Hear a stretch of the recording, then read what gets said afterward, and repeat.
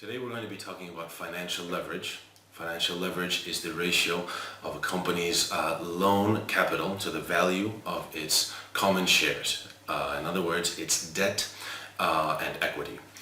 This indicates what proportion of equity and debt a company is using to finance its assets. So for example, if a company has $10 million in debt and $20 million in equity, its financial leverage is equal to 0.5 or 50%. This will impact the firm's borrowing costs and the value to its shareholders. A high debt-equity ratio means that a company has been aggressively financing its growth with debt. This can result in volatile or unstable earnings due to the increased interest that the company needs to pay on its debt. If a lot of debt is used in financing increased operations, the company could potentially have a greater amount of earnings than it would have without this outside financing. This is true when this financing increases earnings by a greater amount than the cost of the debt, which will give shareholders a positive return on their investment.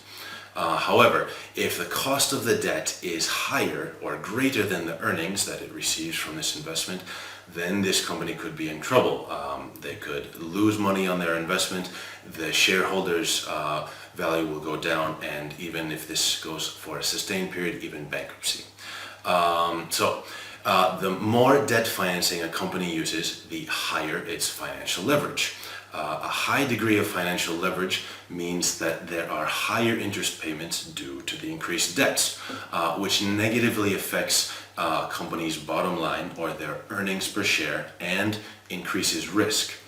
The degree of financial leverage is a ratio that summarizes the effect of the particular amount of financial leverage a company has on its earnings per share. This ratio is useful because it can help determine the most appropriate level of financial leverage in order to achieve a goal. In other words, the influence of debt financing that this debt financing has on earnings per share. This degree of financial leverage ratio is calculated by the percent change in the earnings per share and divided by the percent change in the earnings before interest and taxes. In other words, if there are less earnings, then you have a higher degree of financial leverage.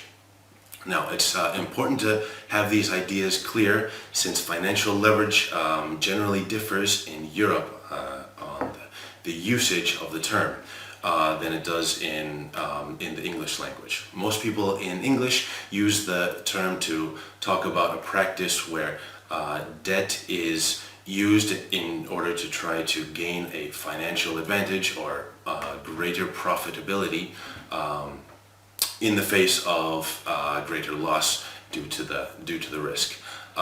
In Spain, for example, the apalancamiento financiero is used to refer to the state of a company and the way that it uses its debt and the ratio between its liabilities and its assets, which is called the debt ratio.